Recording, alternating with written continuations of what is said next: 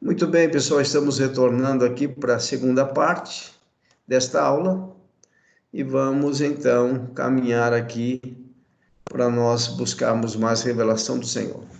Olha aí a questão da criação, né? Agora nós vamos falar da criação do homem, da queda, da redenção e da restauração. Então, por isso que eu coloquei esse título aí, da criação à restauração. Então, num determinado momento da eternidade, Deus criou o homem, ok? Segundo a maioria dos teólogos, a criação do homem se deu há 6.000 anos atrás. Então, vejam só, da criação até a vinda de Jesus, são 4.000 anos. De Jesus para frente, nós temos mais 2.000 anos praticamente. Então, são 6.000 anos da criação do homem. Ok? Então, nós temos aqui esta primeira setinha azul apontando para a criação, agora é a criação do homem. A criação do homem, então, veio depois da criação dos seres celestiais, dos anjos. Então, Deus criou o homem, porém, logo depois da criação, nós já temos a queda ali no Jardim do Éden. Então, nós temos a criação e temos a queda em vermelho aí. Por causa da queda, nós precisamos do quê? Da redenção. A redenção, ela se dá através da morte sacrificial de Jesus na cruz do Calvário, redenção do homem. Essa ideia da palavra redenção aí é resgate, a compra através do pagamento de um preço. Então, depois da redenção, nós temos então toda a era humana, toda a era da igreja, e lá no final, ou num determinado ponto da eternidade, porque a eternidade ela não tem início e não tem fim, por isso essa reta verde aí não tem muito sentido, mas didaticamente ela nos ajuda a compreender. Então, lá no final, o que nós teremos? A restauração de todas as coisas, que é o novo céu e a nova terra, relatado em Apocalipse 21. E aqui nós já temos algumas informações, porque a nossa tendência, e nós aprendemos assim desde o início, de que a nossa eternidade será no céu. Entretanto, a Bíblia diz que a nossa eternidade será na nova terra, ou seja, novo céu e nova terra, é o que Deus tem preparado para nós.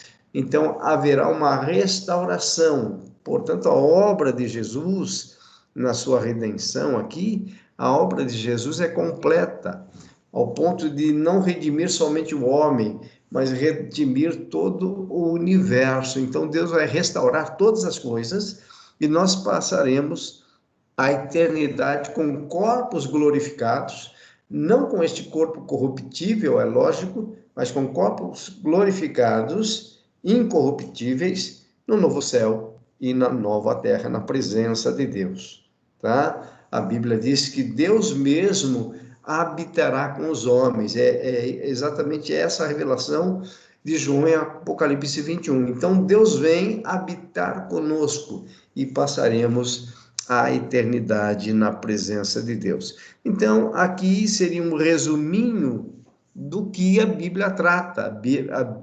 A Bíblia trata da criação, da queda, da redenção e do novo céu e da nova terra. Então, aqui tem todo o resumo da Bíblia, né? Se nós quiséssemos, então, resumir o que significa a vida cristã, o plano de Deus para o homem, é isso.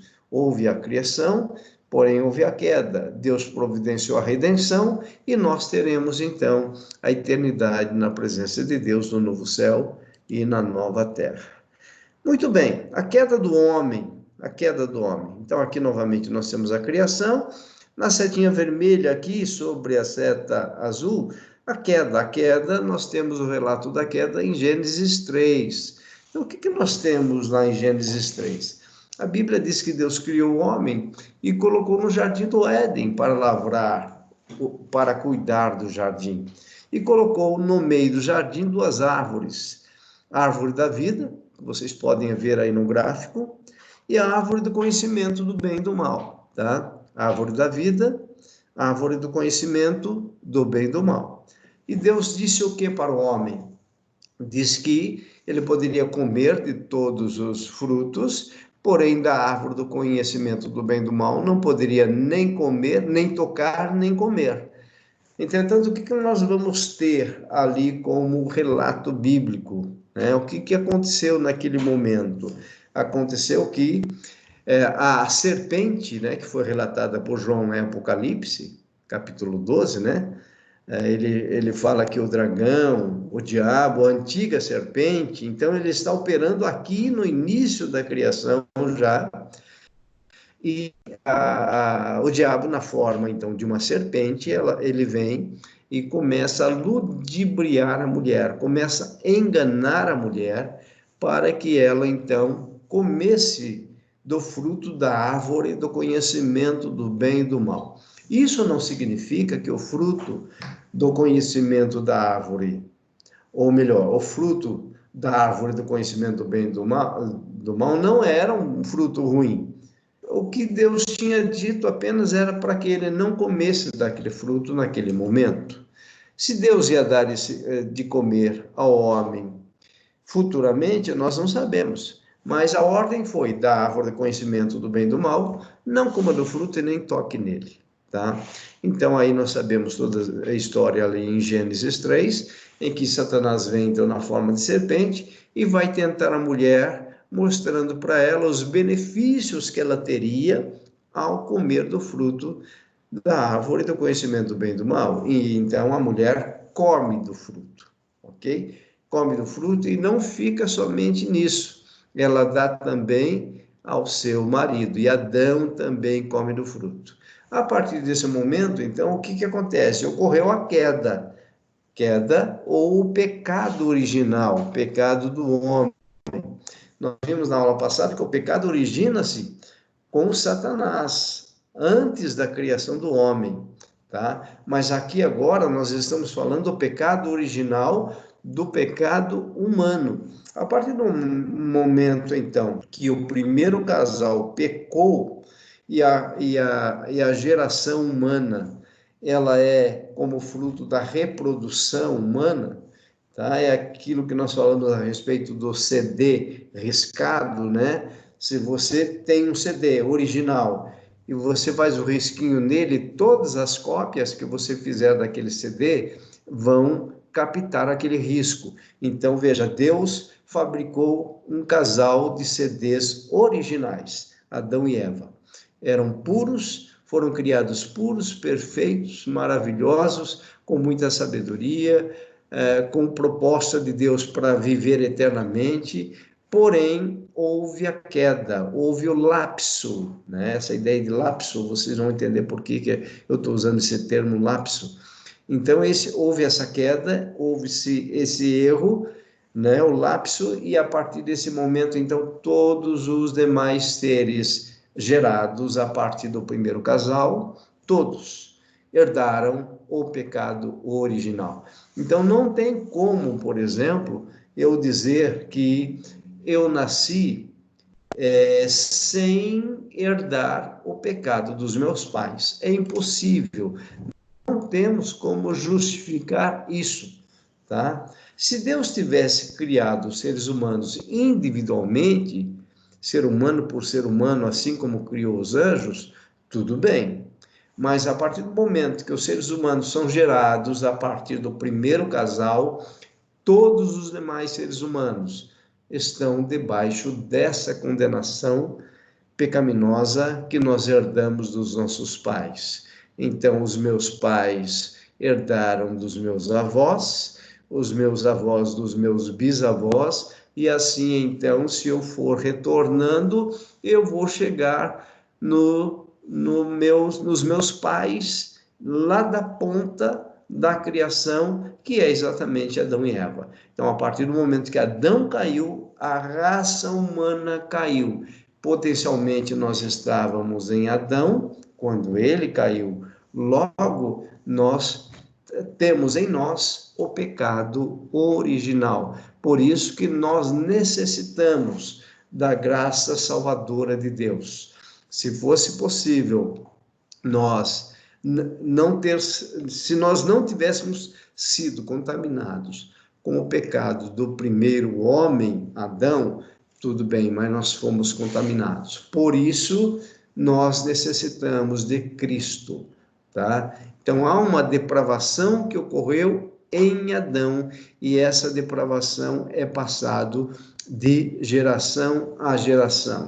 Então, veja, depois que o homem come da árvore do conhecimento do bem e do mal, qual é a primeira providência de Deus? É eliminar o homem, ou o casal, do jardim do Éden. Por quê?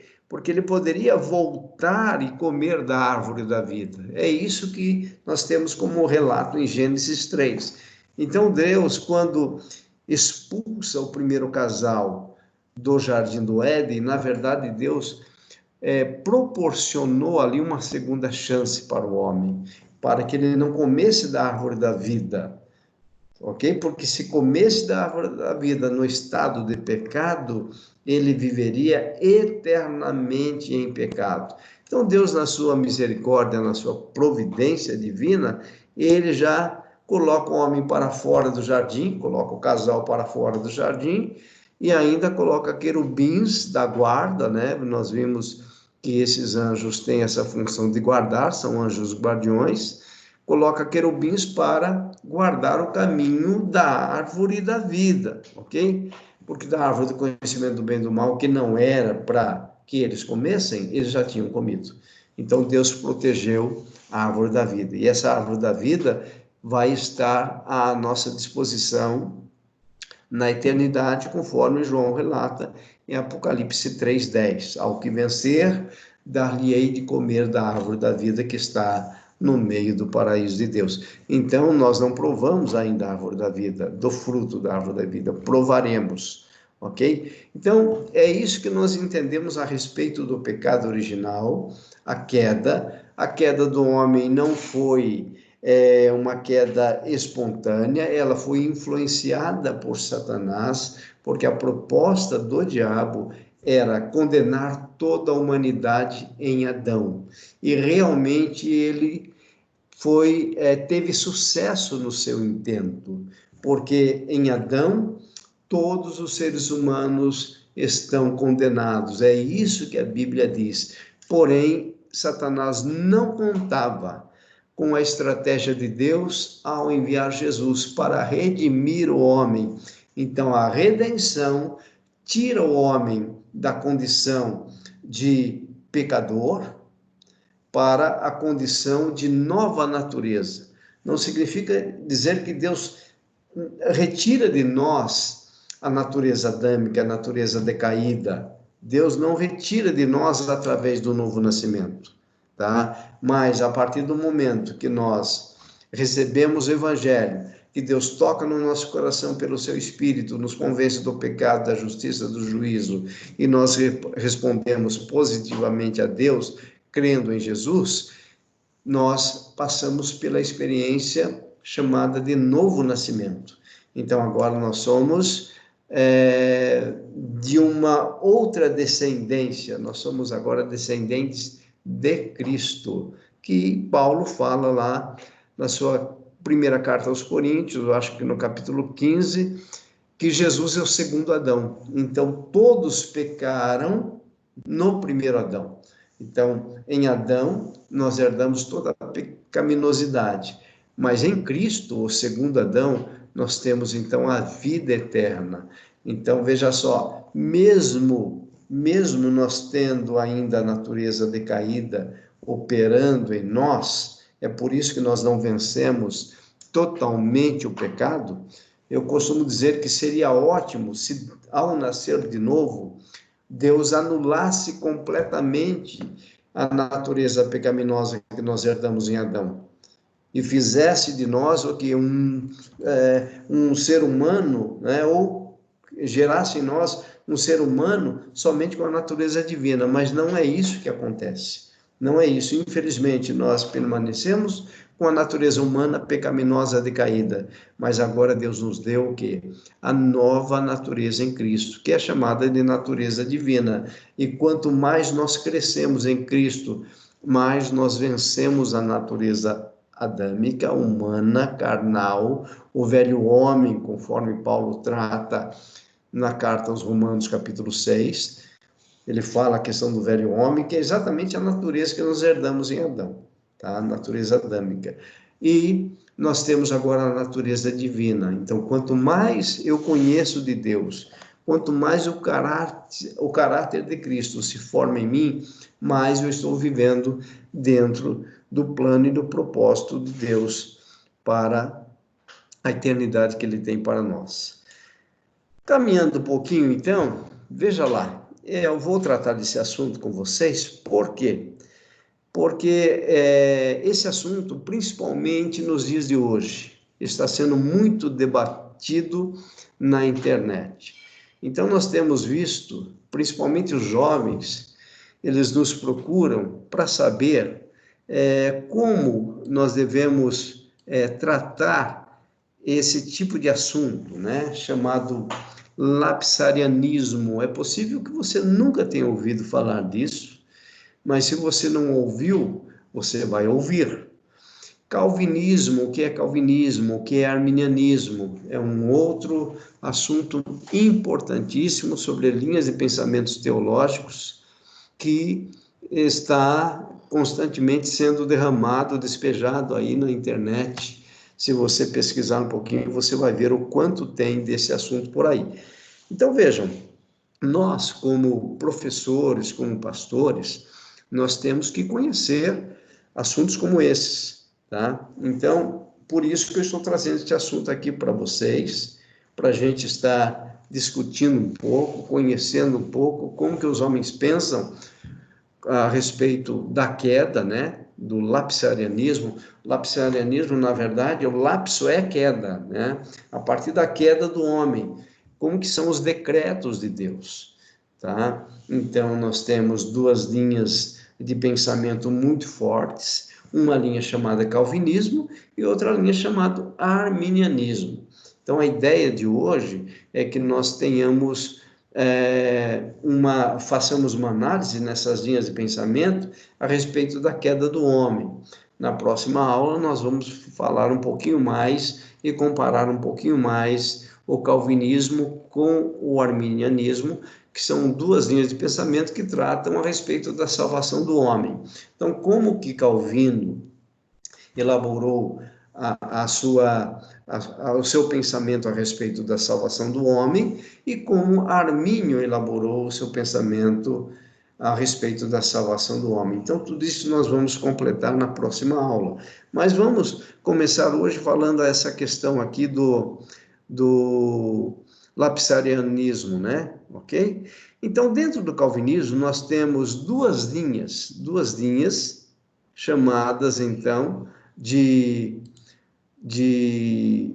uma chamada de supralapsarianismo e outra chamada de infralapsarianismo. Então, olhem apenas para as duas colunas agora do calvinismo, tá? Nesta linha chamada supralapsarianismo, o que que nós vamos ter? Nós vamos ter a questão, então, só um minutinho, pessoal, deixa eu resolver um.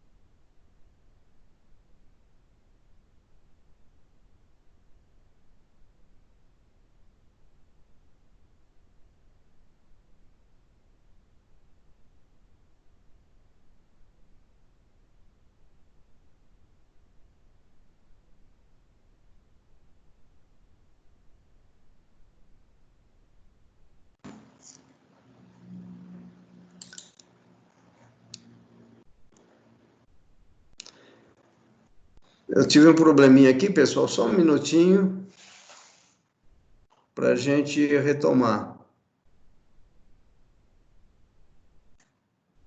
Só um minuto.